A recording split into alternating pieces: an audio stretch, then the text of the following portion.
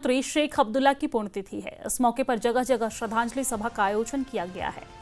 NC अध्यक्ष फारूक अब्दुल्ला और CM Omar Abdullah ने श्रीनगर की हजरत बल दरगाह पहुंचे और फूल चढ़ाकर फातिहा पढ़ा है। सीएम उमर के सलाहकार नासिर असलम वानी, मंत्री सकीना इतू, विधानसभा अध्यक्ष अब्दुल रहीम राथर सहित कई दूसरे नेताओं ने शेख अब्दुल्ला को श्रद्धांजलि दी और जम्मू कश्मीर के लिए उनके योगदान को याद किया है।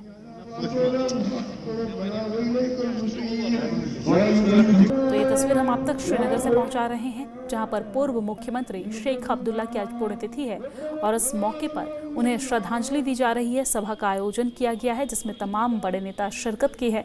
आपको जानकारी दे दें कि एनसी अध्यक्ष फारूक अब्दुल्ला ने भी इस कार्यक्रम में शिरकत की है। सीएम उमर अब्दुल्ला भी इस दौरान मौजूद नजर आए, साथ ही साथ मंत्री सकीना इतू भी इस दौरान मौजूद नजर आई। सीएम उमर अब्दुल्ला के सलाहकार नासिर असलम वानी भी इस दौरान मौजूद नजर आए और विधानसभा अध्यक्ष अब्दुल रहीम राथर भी इस दौरान श्रद्धांजलि देते हुए नजर आए हैं। चादर चढ़ाया गया है, हजरत बल दरगाह पहुंचे हैं, फूल चढ़ाकर फातिहा पढ़ा गया है और उन्हें श्रद्धांजलि दी गई है। उनके किए हुए काम को याद किया गया है, प्रदेश में जो उनका योगदान रहा उसको याद किया गया है, उन्हें श्रद्धांजलि दी गई है।